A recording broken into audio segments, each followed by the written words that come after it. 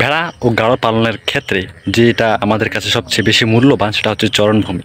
কারণ চারণভূমি ছাড়া কখনো ভেড়া বা গাড়ল পালন করা একেবারে অসম্ভব প্রায় বলা যায়।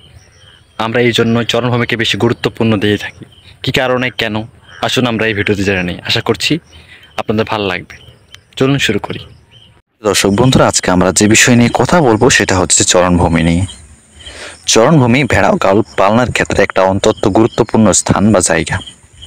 কারণ চারণভূমি ছাড়া ভেড়া বা গাড়ল পালন প্রায় অসম্ভব বলা যায়। কী কারণে একটু জেনে নিই ব্যাপারটা।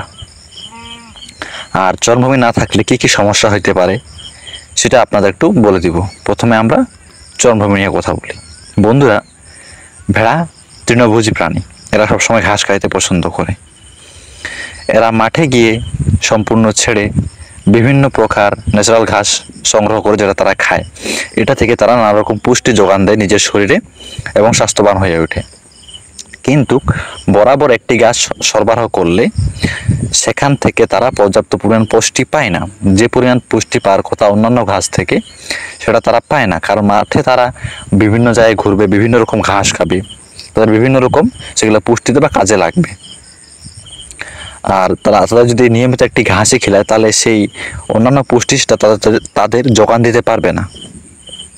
অতএব চারণভূমি থাকলে ভেড়াদের আপনার যে খরচটুকু আসে, মনে করেন যে ঘাস কিনে আনে খাওয়ানো, সেই খরচটুকু অনেকটাই কমবে। কারণ এই জন্য চারণভূমিকে বেশি গুরুত্বপূর্ণ বলা যায় যে আপনার খরচ কমবে, প্লাস ভেড়াগুলো নিজেদের পুষ্টি নিজেরা যোগান দেবে, সেসব ঘাসকে নিজের রোগ প্রতিরোধ ক্ষমতাটা বাড়াবে, আরও অন্যান্য সুবিধা আছে। আর চারণভূমি না থাকলে কী কী সমস্যা হইতে পারে এখন আমরা একটু জেনে নিই। মনে করেন যে আপনি প্রতিনিয়ত এদের দানাদার খাবার দেন।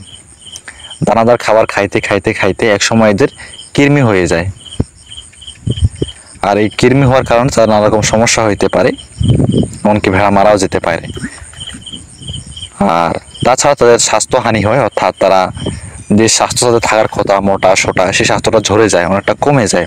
মনে করেন যে পাতলা চিকন, তখন দেখা যায় যে ব্যাপারীগুলাও সেই সব ভেড়ার মানে সঠিক যে মূল্য পাওয়ার কথা সেই সঠিক মূল্যটা আমরা পাই না, অনেক কম মূল্য পাই।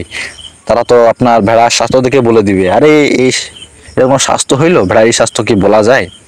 কারণ নিয়মিত দানাদার খাদ্য খাইলে তাদের বিভিন্ন রকম সমস্যা হইতে পারে। কিন্তু ঘাসটা মোস্ট ইম্পর্টেন্ট, কারণ ঘাস ছাড়া তাদের প্রধান খাদ্য আর কিছুই নাই। এই জন্য ঘাসটা আমরা বেশি প্রায়োরিটি দেই, যাতে করে তারা সম্পূর্ণ পুষ্টিটা পেতে পারে। আর এই জন্য চারণভূমিটা বেশি গুরুত্বপূর্ণ, কারণ চারণভূমি থেকে তারা সব রকমের ঘাস খাইতে পারে। আশা করছি বন্ধুরা আপনারা বুঝতে পেরেছেন। ভুল হলে কমেন্টে দেখে নেবেন। ধন্যবাদ। বন্ধুরা, এই ছোট্ট ভিডিওতে আপনার ভালো লেগে থাকে আমাদের এই ছোট্ট চ্যানেলে সাবস্ক্রাইবের পাশে থাকবেন এবং পাশ থাকা বেল আইকনটি ক্লিক করে রাখবেন, যাতে করে আমার আপলোড দেওয়া ভিডিও সর্বপ্রথম আপনার কাছে গিয়ে পৌঁছায়। দেখা হচ্ছে নতুন ভিডিওতে নতুন কোনো কিছু নেই। ভালো থাকবেন, সুস্থ থাকবেন। ধন্যবাদ।